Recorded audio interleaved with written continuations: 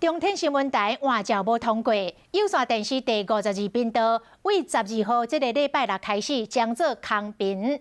目前全台湾64间的系统业者有42间申请要补这个空频，已经通过了。 掰了5个台。从12月12号的凌晨0点开始，当你按下52的时候，画面还是会停留在原本的频道位置。而如果从51台按下一台，将会直接跳到53。 唔是乌画面，嘛唔是彩条信号。52频道为12号半暝开始，会暂时为有线电视频道消息。全台湾拢总64间系统业者，已经有42间申请，各22间是分别送件优白的频道替补。 第一个就是有送寰宇的，那也有送 CNN 的，世新国生是送 France 24的，大概有这几个太阳。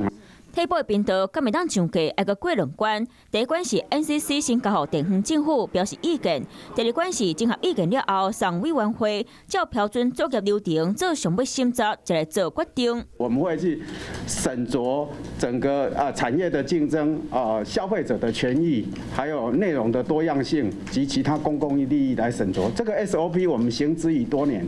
第二审查结果出来进前，52频道暂时会以跳频的方式处理。NCC 嘛要求系统业者爱通知订户变更的消息，来保障收视好的权益。